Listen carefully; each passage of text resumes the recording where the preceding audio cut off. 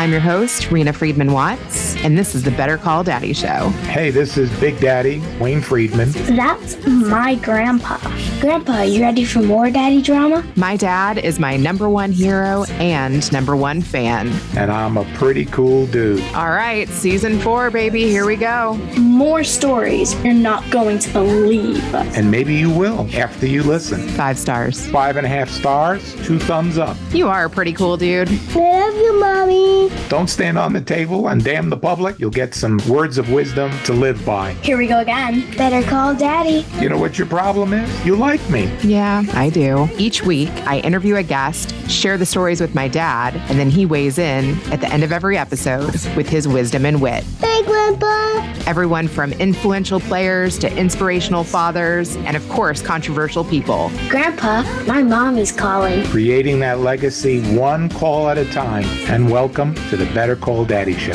Stay tuned. Where's the music? Better call Daddy cause he knows you best. Better call Daddy cause he's bringing the test. He sees possibilities. Ooh, better call Daddy, he'll be by your side. Better call Daddy, you're the apple of his eye.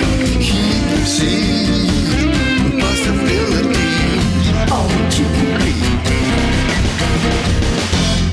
What happens when all you wanted to do was have a drink with Adam Sandler and you were an assistant on his production and you didn't get to make that happen? You turn it into a movie. Today's guest did just that. David Seth Cohen, welcome to the Better Call Daddy Show. I'm excited to talk about how you turned a no into a yes. Okay, I am super excited to be on with the producer, writer, and director of Finding Sandler. This documentary is about basically, if you've ever done something in life that you've regretted or hesitated on, and then you get to go back and try to recreate a moment. I mean, I love that. I think that everyone has felt that. But I want to know, like, what was the impetus for you to go chase down Adam Sandler and actually go through with it? Well, thanks so much for having me, first off. I appreciate it. And I'm excited to chat with you because I think your podcast is really cool. The answer to that question is I passed up a drink with Adam Sandler in 1998 when I worked on the movie Big Daddy. He invited me to come in and hang out one night after work from the film. And I guess I always regretted that. Not necessarily because I thought it would advance my career, but the fact that I could have hung out with somebody who was at the time a hero of mine, be able to ask questions and just have like a cool conversation with him would have been something that you dream of, right? And then years later, I had a dream one night. It was 8 years later. And in my dream, I went to California looking for him to have that drink and that conversation. And when I woke up, I decided that it was something that I needed to do, or I just regret the whole thing for the rest of my life. And so that was pretty much the impetus for Finding Sandler. Wow. And you actually, like, from the time you were a kid, kind of like to create content. Talk a little bit about that. I was 10 years old or so, and my cousin was very creative. And he used to write these, like, scripts and plays, for us to act in front of our families. And my uncle had a video camera, so we would use his video camera and record these little movies that we would make. And it was kind of just always really fun, And I didn't realize it was an actual profession as a kid, because you think of fun things, they're not a profession. And as I got older, I kind of like swayed away from the video and photography stuff a little bit. When I went to college, I was a pre-law major. And I guess it was my junior year of college. I was taking these pre-law classes, and I happened to be taking an intro to film class. And that same semester, I got a call from my mom that a close friend of mine passed away. And he happened to be an actor that was in a pretty reasonable film called Lost in Yonkers. He was like the older kid that narrated the movie. It had like Richard Dreyfuss and Mercedes Rule. It was written by Neil Simon, an amazing playwright.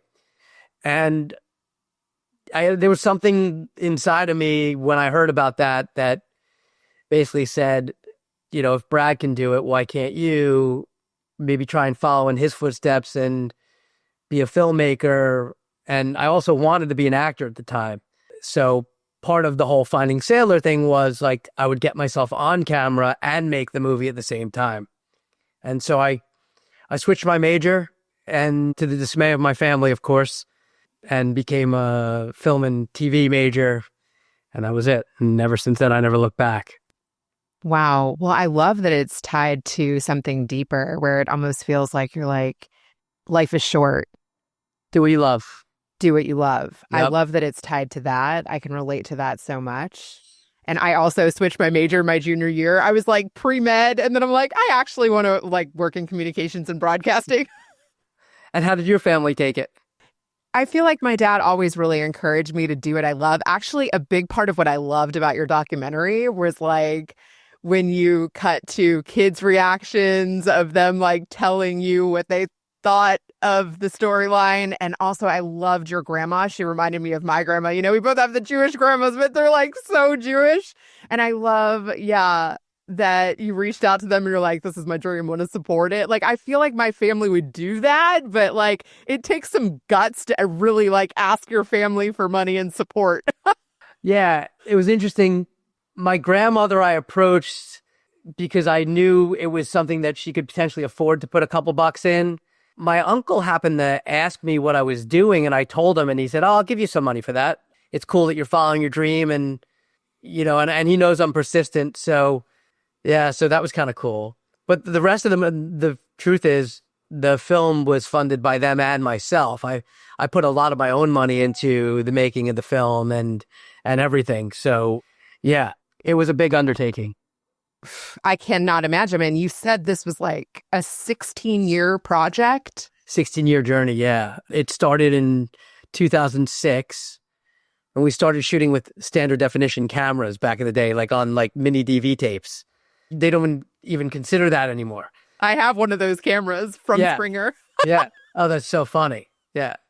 So yeah, we shot with we shot mainly on mini DV tapes. Started in 2006. Things progressed over a couple year period, and then there was a big lull in the film. It was edited multiple times. I wasn't happy with a lot of the first drafts of the movie. The story just wasn't being told the way I envisioned it could be. I was trying to stay back from the editing process because, you know, I'm in the movie. It's about me. I directed it. Like, it's so much me. But at some point, I found a really great editor. This was years later. And he came in, his name's Anthony Marinelli, basically took the film off the shelf, re-edited it to close to what you're seeing today. He put together this incredible cut and then handed it back off to me to say, hey, you could cut this down now, you can finish it, whatever you want to do with it. But it was in the direction that it needed to be. You know, 99% of the scenes that are intact, how they are from Anthony's edit. My edit in all that animation that you saw. Wow.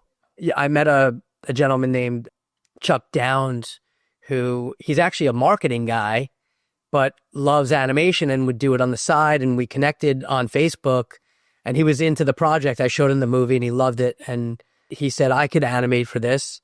And so he animated all those scenes that you saw in the film, which are significant and many. And on top of that, they really add to the value of the film, in my opinion. Oh, yeah. It gives it more of a Netflix kind of vibe. Yeah. So, you know, Anthony and Chuck really like rescued this film and helped make it what it is today. Without them, you know, I don't know where it would be. It would probably be still sitting on a shelf. And, you know, also there was a band that did the theme song at the end called Hey Adam, a band named Sky Factor. They were super supportive, and I was wrestling with the idea of, do I need a theme song for this movie? And they had lent a bunch of their songs to the film already, the instrumental versions, and one song I used some of the vocals as well. And then I was talking to one of the band leaders, and I said, any chance you guys might be interested in doing a theme song? And he said, we'd have to see the movie, and I'd have to share it with the band and see if they like it. So I shared the movie, and then literally like they wrote me back a few days later. We already wrote a song. Yeah, I said, the only thing I want to see is the lyrics, so they sent me the lyrics. There was like one lyric I needed to change. But aside from that, it was like so on point, and I love the song. I think it's a really cool song too. So yeah, the music was really cool. I had a question about like, how are you able to kind of fair use a lot of those clips?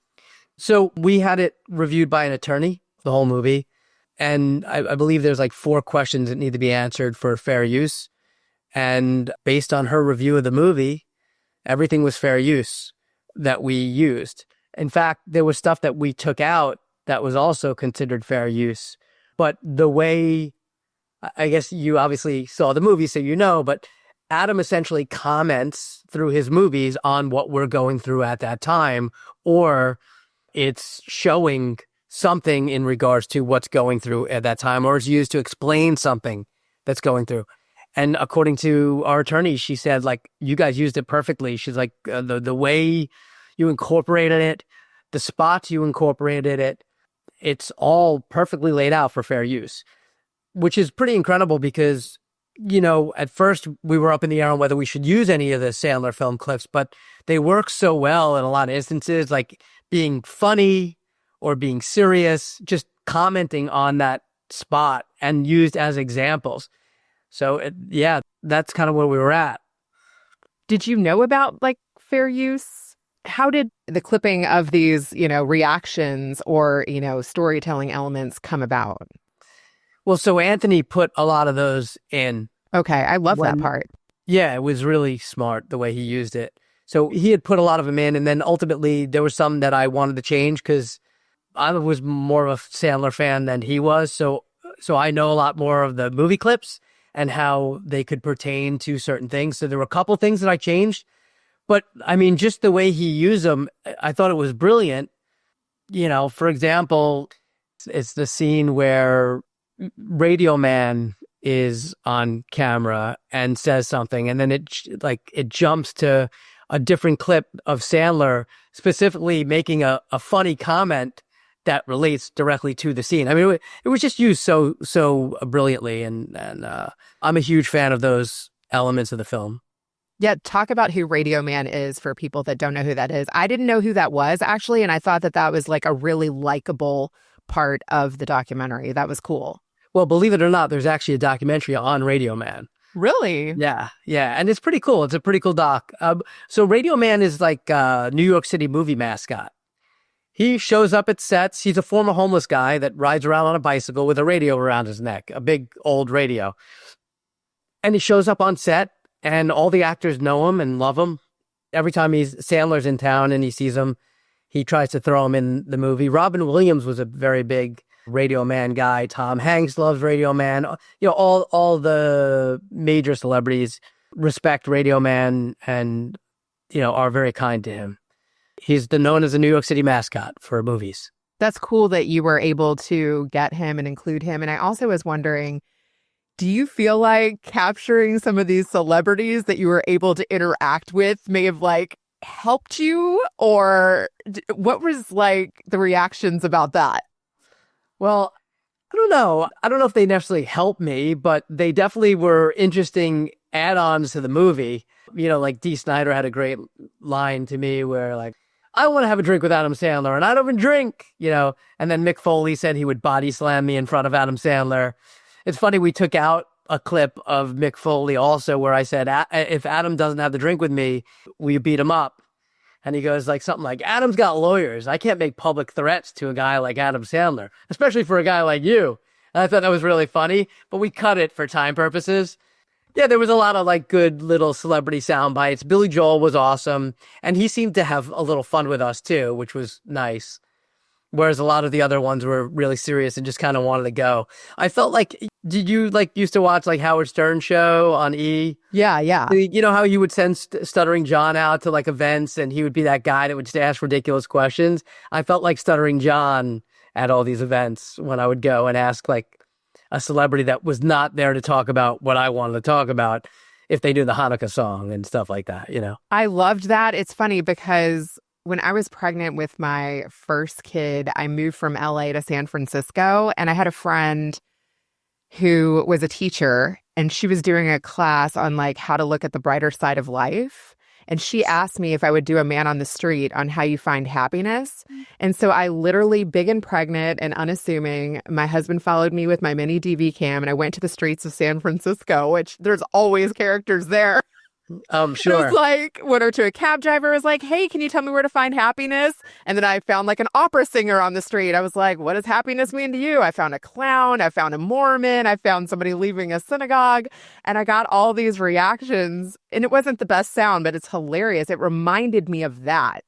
Because the cab driver was like, what? Like, can you tell me where to find happiness? But some of these reactions were just so good. And it was really the internet taking off, you know?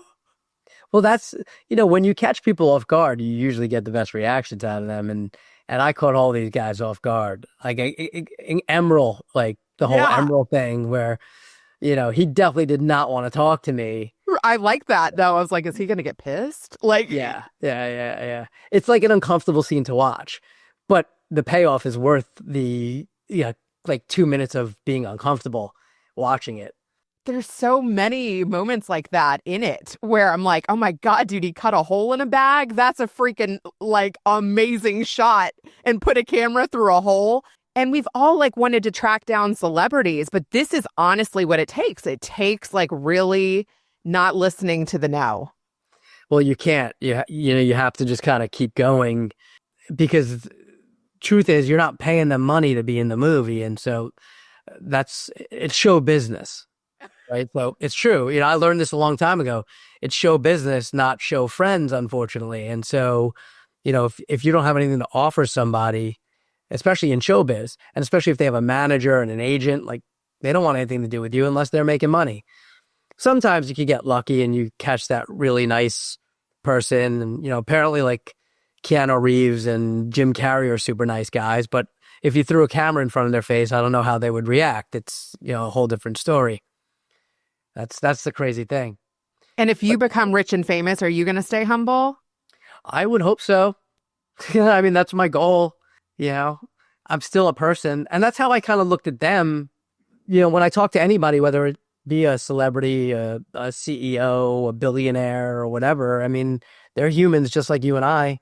And they just have more money and can have access to more things. You know what I mean? But they're just like you and I. You can make them laugh. You can make them cry. You can, they're just people. It's trying to get that person to be able to have a human-to-human conversation, as opposed to I'm up here and you're down here in society. I always, when I was younger in my 20s and started out in TV, at the Jerry Springer Show, I always put him up on a pedestal. Like, I definitely put celebrities on a pedestal for years. And because he was the star of your show. Yeah. Yeah. I mean, he was your bread and butter.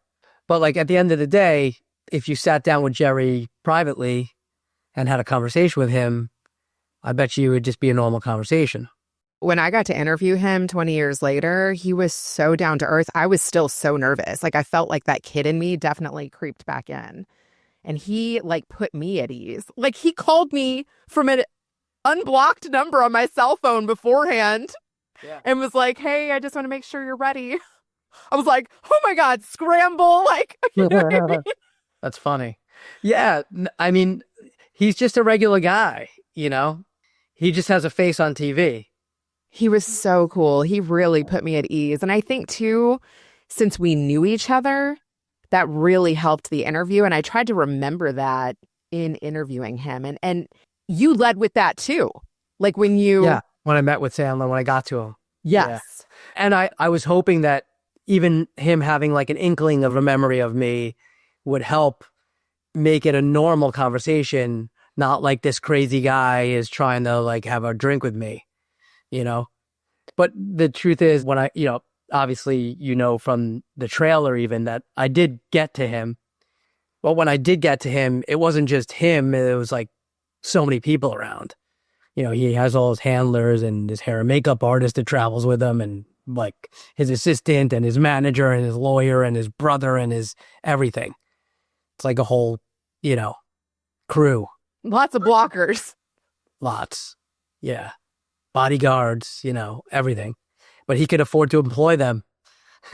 Amazing. Yeah. I was also wondering, like, did you ever think of like getting in touch with more people that you worked with from Big Daddy to like see what kind of questions they would want to ask? Because you're saying, did he remember me? A lot of people, when they found out I was interviewing Springer, that was the first question they asked me. Did he remember you? Because it's a lot of people in a production, hundreds in over 27 years. I mean. Yeah. You had a higher up position though. You were a producer. So you were in I was a PA. Like I literally on Big Daddy would pass Adam on set and just be like, hey man, what's up? And he'd be like, hey, what's going on, kid? Yes. Like, hey pal, how's it going? He always said hello. He was very nice, especially if you said hello to him. I didn't have like a full conversation with him. That was part of the, thing. Part of the reason I regretted not staying was because I would have actually had a conversation. And I was 22 years old. I'm 49 We were the same now. age. Like I worked there from 21 to 23. You were 22. But you had a good position. I was a PA. So I was like a, peon on the set. I started as an intern. Oh, well, there you go. You worked your way up. Good for you. On a film set, it's like a one-off thing. You're not going from PA to producer on the show. But to be honest, in like the hierarchy, like you started higher up because like a film is a bigger deal than a reality show, like at that time. Yeah, no, I guess so. Yeah, but Springer became like a beast. I mean, it was the number one. You guys took over Oprah. That was crazy. My grandma loved Oprah. That's cute. Yeah. That's sweet. Your grandma is so likable. So there were a couple things, and I hope this comes across where you don't get offended, but hey, right? Like, let's give you some feedback. I was wondering, as a woman, why did you include your ex? I mean, I knew that she knew you like through that time, but like you're married to somebody else now. You have a kid. Yes. And like women don't like exes to be part of a story. No, it's an interesting question. She was part of my life when I started making the film. I was living with her at the time.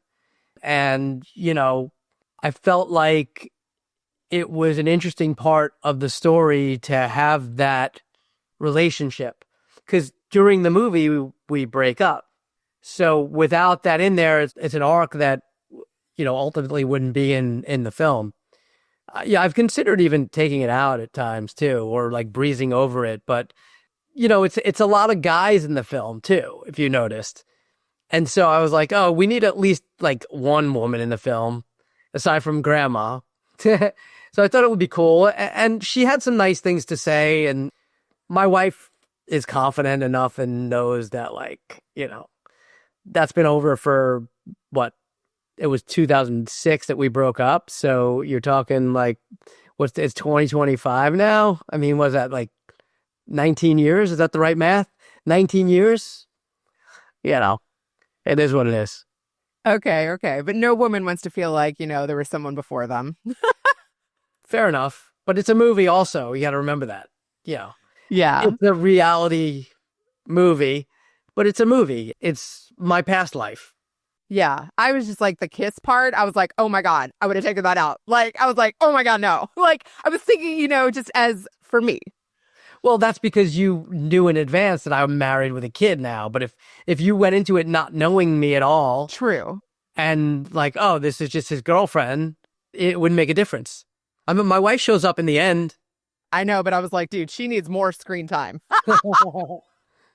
That was one thing. And then another thing, too, because this is the Better Call Daddy show. And I know that you talk to your dad and every day and he's a big sounding board for you. I was like, I need more daddy. Like, I was like, your mom talked a couple times. I was like, bring up the daddy, He popped in a couple times in the movie. But, we interviewed them very early on, my family. And then they moved. If you remember in the movie, they moved. Yeah. So once they moved to Florida, it was like, it wasn't easy access to just go interview them anymore. So, they mainly came in the beginning of the film and like through till when they moved. So, yeah. Yeah. I was just like, I need a daddy soundbite. And I know you talked to him on the phone. That was good. Yeah. He was the one that was like, yeah, you should do it. Yeah. Okay. That's cool. Yeah. The whole thing is just, I still can't believe it took so long to make it. But, in between, we also, I don't know if I told you this, but in the middle of like production, when we started post-production and I had a couple like cuts of it that I wasn't happy with, I had done a Kickstarter campaign and I raised some money for post-production because I needed to hire a new editor. And I raised this money and brought on a company that was supposed to start from zero and re-edit the movie based on conversations that we had. And instead of doing that, they basically copied and pasted the previous version of the film with so I'm an editor. I would say maybe it was like a day or two worth of changes, in my opinion. And I gave them all this money that I got from Kickstarter. And they ultimately just, I felt like didn't do the work. And I asked them for half the money back. I said, well, you take half, I'll take half, we'll walk away. I can go get my film finished. They wouldn't give it to me. So from 2013 through 2022, my film was tied up in a lawsuit. Oh my God. Because I had to sue them to get the money back. And I won the lawsuit and they ended up paying me almost the full amount back, which was, in my opinion, A, a waste of time for all of us. B, they had to spend money on lawyers and everything. So they ended up, what was the point? So the film was held up for a long time and on the shelf until I finished the suit because I didn't want to do anything with it until then. But in the interim of that suit is when I met Anthony and he took over the project. And I was also lucky, with the film also, I had this guy, Daniel Vega, who did all the composing, the soundtrack for me. And so, between him, Anthony, and Chuck, once the film started getting going again, it took a couple years to finally finish it because nobody was full time on the movie. It didn't have the kind of budget for that. So, wow. Huge. Yeah. So we won the lawsuit. And then once I won the lawsuit, I was like, all right, I'm going to start submitting to festivals now. Heck yeah. Yeah. And then what happened? So we got into 10 film festivals, and we won 4 of them. We won Audience Award at 2 of them, Best Documentary in one of them, and then Best Feature Film in another. Yeah, it was pretty cool. That's pretty freaking awesome. And did you take the wifey? Yes, she came to most of the festivals. I didn't go to 2 of them. I wasn't able to. One of them I was in Morocco for, so I couldn't go. The other one was in Canada, and the timing just didn't work out. It was a great Canadian comedy film festival. That's where we won Best Feature. Actually, I might still have. I got a voicemail from the guy that runs the festival after my film played, and I won an award and $500 on top of it. So he called me and left a voicemail with everybody in the audience when they were giving the award. Yeah. Promo. Yeah, it was cool. Yeah, I feel like that would be something good to lead with. Yeah, it was cool. It was a cool thing, but I wasn't there, unfortunately. But it would have been nice. But I did go to, I went to Florida for the festival. We were in Montauk Film Festival in Long Island, Garden State, New Jersey. Yeah, there were a bunch. It was a lot of fun. One cool festival that we went to was in Manchester, New Hampshire. That's where Adam grew up. It's his hometown. So we put the film there, and it was it wasn't fully sold out, but it was packed. And the theater itself held over 200 people. And there was cheering and screaming, and it was awesome. It was so fun. Some of these festivals were really fun, the reaction from the crowd, people laughing where I didn't expect them to laugh, and then people not laughing where I did expect them to laugh.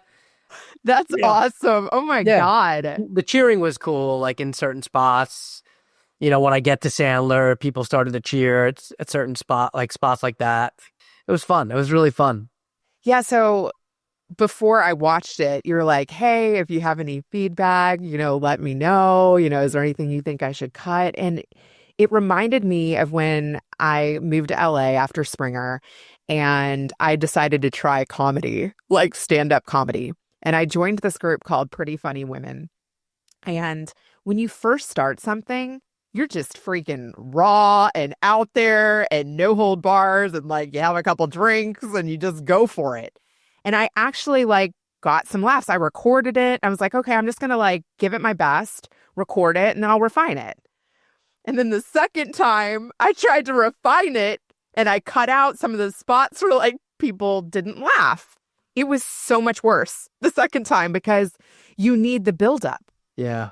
And so that I feel like can be a hard part of editing, right? Yeah. Because you want to tighten it up and you want to take out things that are maybe just a little too long, but it's such a dance, right?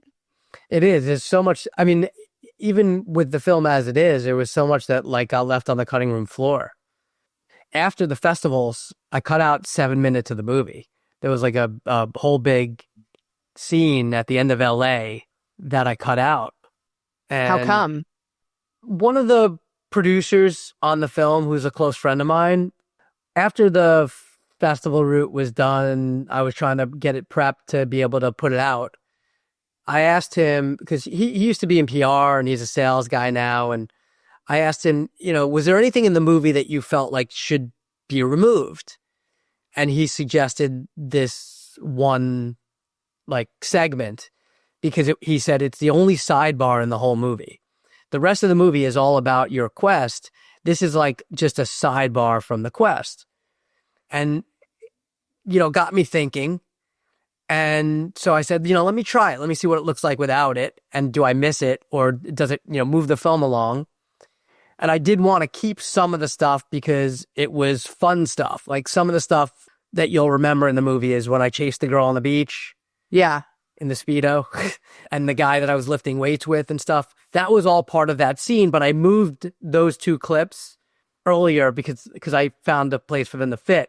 The entire rest of that segment got removed. The problem with doing that was that it opened a can of worms and I had to readjust let's call it the epilogue and also the closing to make more sense with what I changed. So it opened up a little bit of a can of worms and took me a little while, but I ultimately got it done. And so, yeah, the film is now like an hour and 13 where it was like an hour and 20 something prior. Wow. Yeah. Yeah. Well, like an hour and 19 it was, something like an hour and 19 and change before that. And I think it makes a difference. That's why I'm still thinking is there anything else I should cut? Is there anything else that I could cut to move things along and speed things along? And because people don't have the patience for a lot of stuff these days. I mean, reels are like 15 seconds, 30 seconds. Yeah. That's how today is. But yes, I agree. You do need the setup of a lot of things to pave the way for what's going to happen next. Yeah. I mean, I think you could maybe trim certain parts, but it's not like taking out another 10 minutes, I feel like would be hard. Oh, it'd be impossible. No. But, and then it's kind of similar to you asked a question about the girlfriend before, but that's a setup for something that happens later. Right. And there was another character that I'll mention. When you go to the high school where Adam attended, some people were more welcoming than others, and some people were better guests than others for the documentary. And, maybe one of those I would have cut. But again, you're like, need more women, need more voices, and there's story arcs there. So you might not like them in the beginning. And then at the end, you're like, oh, that person's pretty cool. Oh, I think I know the gym teacher, the female gym teacher. Yeah. Yeah. It's funny. At first, I didn't think she liked me at all. And then by the time I'm leaving, we're making Hulk Hogan poses and stuff, together. Yeah. Yeah. Yeah. So that's also very interesting because. Well, she was a classmate of his. Yeah. Yeah. So that was what was interesting about it more than anything was that she was Adam's classmate. So to see how she felt about somebody doing this, whether she was going to be protective of him or not. Yeah. I also like to, and I feel like there's a lot of similarities between you and Adam. Even the cover of the documentary, I'm like, you kind of look like Adam. I was wondering if, mean the poster, like the Click poster? Yeah. That was supposed to be like that. So we did multiple posters for the film. One of them was Click. So Adam has the remote, right? Yeah. So we did one with me holding the remote, and the remote had all sorts of things that made sense to our movie. Yep. And then another one we did that was a take off the Zohan movie where You Don't Mess with the Zohan. He did this split So we did the same thing with my character, except instead of holding a hairdryer, I'm holding a camera and have a boom mic coming out of my back. And then the newest poster that we have is more of a take on Hubie Halloween, where it had like a multicast, image. Yeah. And then I'm wondering, like, were you a class clown? Did you disturb your teachers? I was like wondering if there were like parallels there, because I almost like felt that way. My parents tell a story of my second grade teacher who retired because of me. So like she was contemplating retiring, and then after she had me, she retired. That's the story. I was definitely a clown in school, and I wasn't, much of a student when I was younger. I never really liked to be made to do something. If I pick it up on my own, then I enjoy it. Like, for example, when I was in school, I didn't really love taking Spanish lessons, Spanish class. But now I'm actually using an app to learn French just because I want to learn it, So it's kind of like that, I think. And a lot of people, I feel like, have that, where if it's something in school that they're making them do, they don't want to do it. But then if they pick it up on their own, they'll enjoy it. I'm cutting a documentary right now, and one of the kids actually says, if this passion that I have right now for what I'm doing was taught in school, I probably wouldn't want to do it. That's sweet. What did you learn about yourself in the process of this 16 years? Oh my gosh.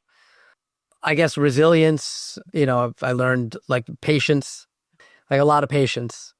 I used to be the most impatient person, and now I'm like super patient when it comes to anything that I'm doing production-wise, work-wise, stuff like that, for the most part. I don't know. I feel like I grew as a person through the whole process, learning to hear no and then being able to get back up from that a million times. Michael Jordan got some great quotes about, failure and then getting back up. And so, all those quotes work in regards to what I learned. And it didn't deter you. I mean, you're working on more documentaries. You're working on more projects. Yeah, I'm passionate about it. I love that stuff. I love creating content. Even like the corporate stuff, I do a lot of corporate work, promos, commercials, nonprofit films, stuff like that. I just love it. I have like this motto that I say, and it's like, for me, any day on set is a good day. Aw. Because the truth is, there are so many people that wish they could do what I'm doing, and I'm lucky enough to be able to do it. Now, don't get me wrong, there's a ton of hard work and networking, and, I'm up till last night I was up till 3 a.m. thinking about stuff, projects, whatever.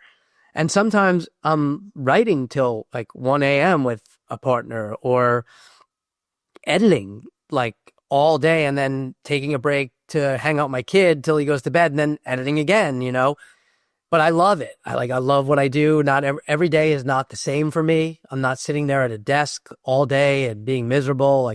I enjoy what I do. And so, for me, that's everything. And then there's also being a dad, because you just brought that up. Can you talk about how that's an important part of your life?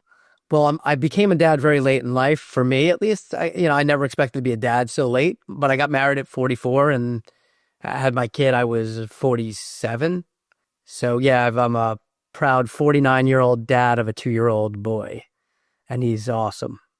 That's so sweet. It's amazing how it changes your perspective on life too, because now it's like, I used to I was living for myself for a long time, and, any relationship I was in, I was with them. And of course, when I got married, it was me and my wife. But now, there's a real human being, a little human being that can't take care of himself without our assistance.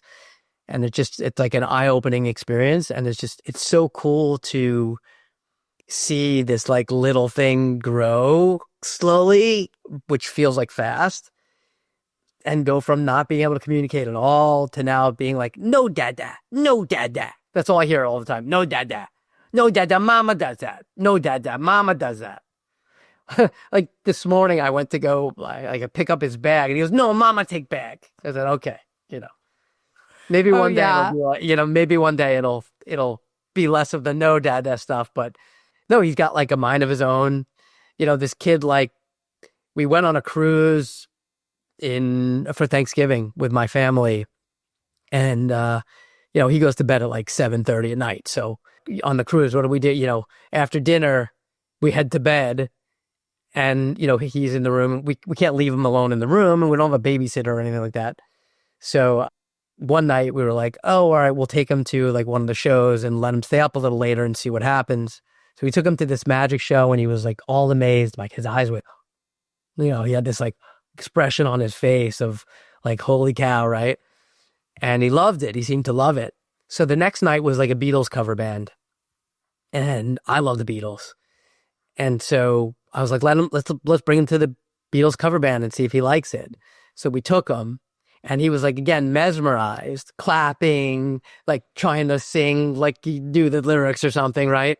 And ever since we've gotten home from this vacation, he now is a huge music fan, knows every Beatle, loves their music. Now he likes Elvis. He does like a little Elvis shake. He's got he's got 3 guitars, like a tiny little one from like the Dollar Tree, right? Then he's got a medium-sized one that my mother-in-law bought him. And then he's got this like bigger electric guitar that my sister-in-law got him. And this kid like loves music playing. It's just so cute to watch him grow and like have all these things that he likes. It's incredible. That's really cute. Yeah, my 5-year-old, he likes to pull out his little keyboard. It's like one of those little kid keyboards or whatever when I read him books before bed. And I'll start reading, and he gets such a rise out of interrupting me with banging on the keyboard. That's great. Yeah, Kai actually likes to go into my home office and like hit my keys and stuff. So I have to always, like, I have a Mac, so I have to unplug the keyboard, shut it off to make sure he's not ruining everything on my computer. But he loves that. In fact, my wife's got an office in our place too, and he goes in there and climbs up on our chair and wants to like work at the computer. It's cute. That's sweet. Yeah. Okay, so my final question, I want to ask you, like, what would you tell somebody else who wants to make a documentary? Like, what do they need to think about in that process? I mean, plan a lot, as much as you can in advance. Raise as much money as you can because it'll make it a lot easier. And then just don't give up. Make sure you see it through all the way, no matter how long it takes. And rope in all your buddies, all of your talented friends. Get your friends to come help you for free. Yeah, those guys are all saviors. Yeah. See if I can name them all. Dan, Matt, Vinny, he came up with the bag cam. Steve, Guy, Tony, and this guy, Jeff. They were, and Matt.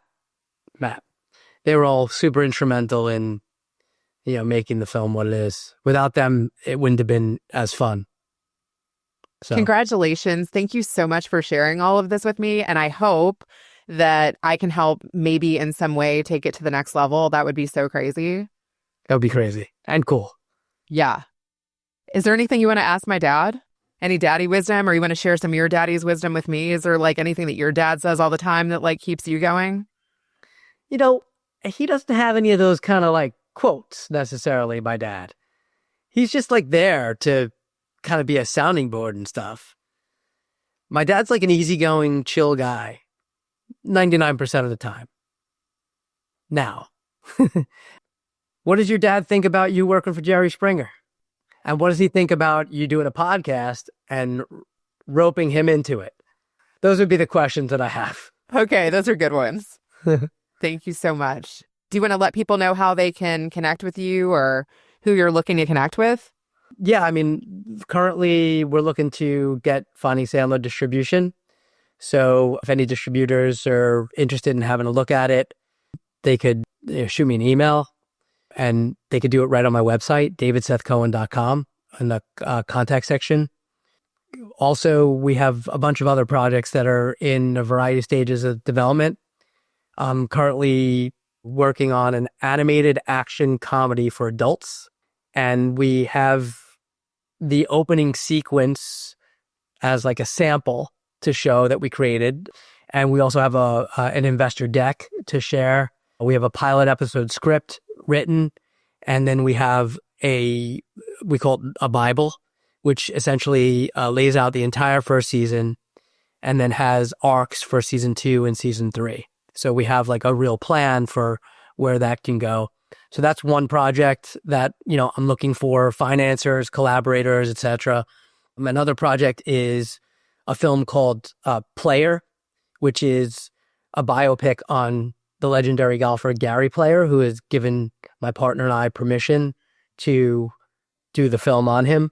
Wow. Yeah. And then another project I'm working on is a project called Mates, which is about a fishing family in Montauk, which Montauk, if you've ever been there, is its own character.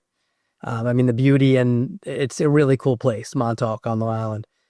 And I have a tennis comedy called The Ball Boy, which is, if you think dodgeball meets tennis or Happy Gilmore meets tennis, it's that kind of movie. So we're looking for financing for that.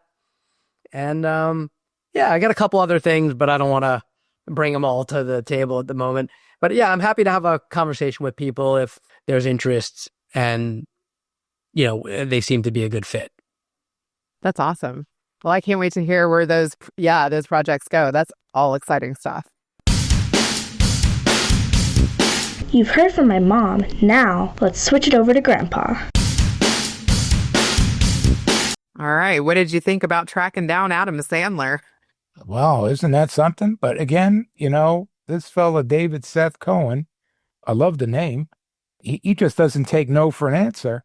And it reminds me of, when the kids or people ask me to do something, and if I say no 7 times, it turns into a yes.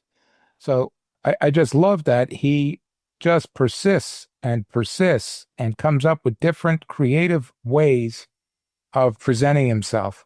And isn't that what life is really all about? Whether you're in the movies or whether you're doing any form of communication, is to find the link to communicate with people. And he's really an expert at it. And he really has a fascination across a broad front of issues and a broad front of different means that he wants to be able to do. He doesn't necessarily, it's like someone playing a role in a movie where they're always the bad guy or it's always a Western. He wants to be involved in communicating creative ideas. And it doesn't matter what the subject is. He wants to be able to be relatable where he's not confined to his creativity, where he can examine and come up with stories and come up with different angles on whatever he's working on. Now, having a fascination, and it looks like he's a little bit of a workaholic in the beginning of his life, he also found out that part of the Better Call Daddy podcast that you run is, what's the legacy of your family? What's the legacy of your own dreams? And isn't it ironic that even though his first marriage kind of hit the rocks and he was pretty much mainly in business, but look how after you're 40 years old, how you also get a different perspective of things, and having a little boy running around near him, to him, that's his new most fascinating story. And that's really where he now understands what the future is. And it's not just doing a 9 to 5 or working around the clock 70, 80 hours a week. It's not just that. It's also being part of a family unit and being part of having, hopefully, where you can participate and be a father and a grandfather someday too. Did it make you think of any chapters you'd like to relive? Well, I don't necessarily want to relive any chapters because I got enormous experience and understanding of how to look forward in my life and understanding how to really measure different values. If I didn't have those experiences, I might have come up with a different conclusion. So I wouldn't necessarily would change anything or happy with everything in my past, but I like also to keep writing a forward-looking story, a forward-looking future, and hopefully can live beyond myself and be able to also share that with others, and to see that my children and children's children will continue to take the football and keep running for touchdowns too. I'll do it. Okay, sounds good. And if you remember, when somebody asked me, what was your greatest chess win? Seeing Stephanie win the high school individual championship that she tied with another fella, and she came back from a piece down to even win that game. He said, well, Wayne, you didn't play that game. And yet that's my greatest win, is seeing her win a championship. Your own daughter. That's right. Thanks for listening. Now I think I'm going to go call my dad. I'll say goodbye and see you the next time. Thanks for listening to the Better Call Daddy Show. Join us weekly for new episodes and more daddy wisdom. Better Call Daddy is good advice always. And love you, Grandpa, and love you, Mommy. That's so cute. Don't forget to like, subscribe, and share. You can also find special episodes on my YouTube channel, and you can listen on Apple Podcasts, Spotify, Amazon Music, Alexa, On Good Pods. or your preferred podcatcher. That's a wrap for now.